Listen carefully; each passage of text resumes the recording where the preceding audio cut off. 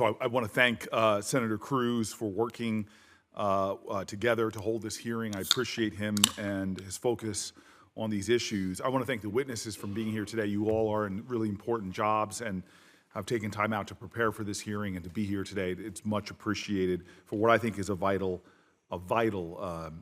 conversation. In previous subcommittee hearings, we've heard a lot about how the Trump administration is saying that they're prioritizing commercial diplomacy in Africa. As a result, this hearing is going to examine what the administration is doing to secure Africa's maritime domain, which directly connects us to the U.S. economic, trade, and security interests. 38 of Africa's 54 countries are either coastal or island states, 38 of the 54. Sub-Saharan Africa has two major coastlines, one along the Atlantic Ocean, the other along the Indian Ocean. And so we need to take a look at Africa, at its maritime domain as part of really transatlantic space and the Indo-Pacific and the global security in and of itself. And so this is a frustration I have when I hear the administration talk about transatlantic or Indo-Pacific policy. I rarely hear conversations about Africa. The continent also includes coastlines along the Red Sea, the Gulf of Aden, which are critical to U.S. security interests and the global economy. In fact, 1/3 of the world's shipping passes through Africa's maritime checkpoints, 1/3, and 25% of global trade flows through the Red Sea, the Gulf of Aden, and to the Western Indian Ocean. We cannot ignore the challenges present in Africa's coastal waters. Not only do these challenges rob the region of economic progress, triggering often instability, food security, sovereignty, and stability, they also affect U.S. shippers, U.S. businesses, and our security interests on top of the increasing costs Americans pay for goods. The safety of our U.S. citizens abroad and competition with China and Russia and a host of other reasons means that we should be far more focused on these issues we'll be discussing today. And so here are some of the challenges I'd like to zone in on. Houthis attacks have forced global shipping companies to divert routes away from the Red Sea, adding 2 weeks and 6,000 nautical miles to a vessel's journey around South Africa. Insurance premiums for shipping have surged, raising the cost for goods and for consumers here in the United States and across the globe. In addition, piracy has spiked again off the coast of Somalia and continues in the Gulf of Guinea. I'd like to hear from you all about how the department is working across agencies and with coastal African countries to increase the security of these shipping lanes. Second, as my colleague has mentioned, China is a really big competitor trying to fill the vacuum that America seems to be creating through its retreat from the continent of Africa. China's first foreign military base is in Africa was in Djibouti, near a critical shipping choke point, and only 4 miles away from the U.S. strategic base in Djibouti. PRC state-owned firms control or hold stakes in about 60 to 70 ports across the African continent, with suspected interests in making dual-use ports with potential military applications. This should be frightening or staggering to Americans who are concerned about our global interests. The previous AFRICOM commander has testified before Congress, stating that a PRC base on Africa's Atlantic coast would alter the whole calculus of geostrategic global campaign plans for U.S. homeland protection. And he later called for U.S. leadership to counter China's efforts in West Africa, which frankly are significant. And then on the other hand, Russia has been in negotiations, as we've seen across the news, with the Sudanese military government for a number of years to establish a naval base in Port Sudan right on the Red Sea. And so today I'd like to hear from you about what the department is doing to counter China's naval basing aspirations in Africa and how we are working to become a partner of choice to African countries looking to improve or establish port infrastructure. Africa is also the continent from which the highest share of human trafficking flows originate. Coastal African countries are sources, transit points, and destinations for men, women, and children subjected to forced labor and sex trafficking.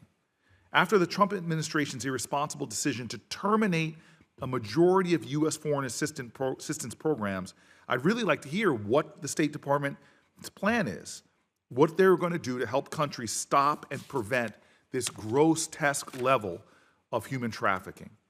Illegal fishing dramatically reduces the catch of local fisheries, diminishing sources of protein and livelihoods for regions. Indeed, a lot of the instability we're seeing in some West African nations has some solid roots to the overfishing done by many Chinese vessels in West African fisheries.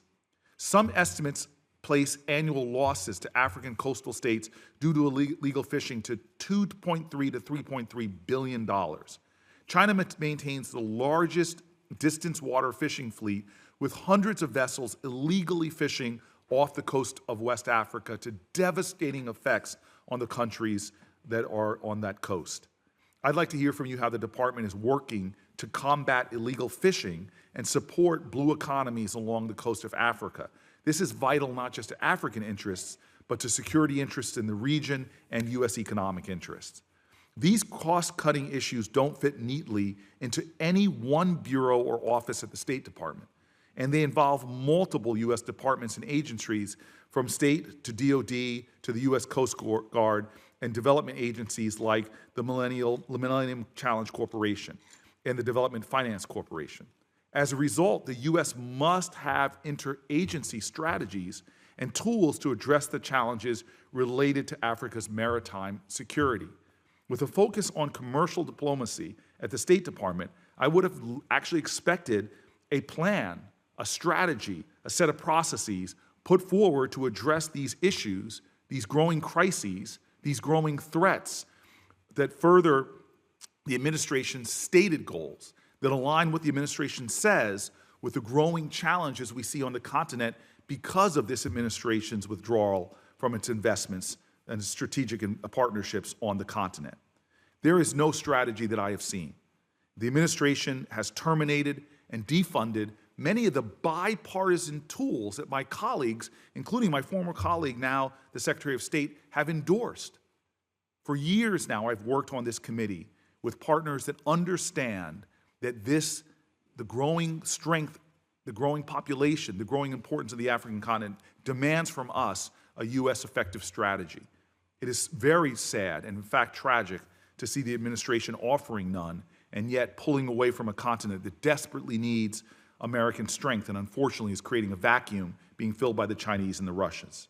While the Trump administration now is failing, they're failing to nominate an assistant secretary for African affairs, which is stunning. It allows U.S. ambassadorial positions across Africa to remain vacant. We have offered as Democrats to do everything we can to fast track if they will nominate people for many of these positions.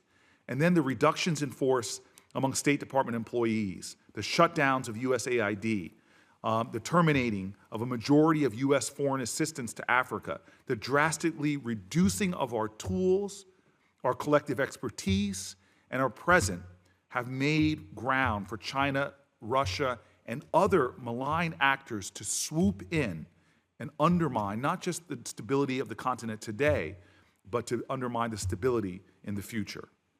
This is a hearing I think is vital, and that's why I'm appreciative of my colleague Ted Cruz. The subcommittee we've had since Donald Trump, this is the first hearing since he actually has shown through his leadership vile and insulting language of entire countries in Africa. I remember when I traveled to Africa right after, in his first term, when he referred to many countries in Africa as shithole countries. I had heads of state, peers, and ambassadors show me such disgust and distress that the leader of the United States of America would refer to these countries in this manner. But I want to take this opportunity now, in Donald Trump's second term, where he continues that kind of rhetoric, to strongly condemn the president's hurtful, xenophobic, and frankly, anti-American comments about Somalia, Somalis, and even Americans like Representative Omar. We know that Somali refugees and Somali Americans are truly people in this nation that have provided such strength and value to who we are. I know Somali Americans, like every American. So many of the ethnic groups that make the fabric of our nation, they have shown such strength in their contributions to make our nation stronger and better. It is absolutely unconscionable to me, unimaginable to me, that a president of the United States would use such vile, hurtful, demeaning, and degrading rhetoric about any group of Americans, and especially the consequences it has in our relations with those countries of origin. This is an important hearing, but I tell you, my experience on this committee has been so affirming in the past. I'm hoping that we can not just talk about these issues, but join together to work to make sure the State Department actually has the kind of strategies we need to advance American interests, American partnerships, and strength and growth between the U.S. and Africa relations. And with that, Mr. Chairman, I'm grateful.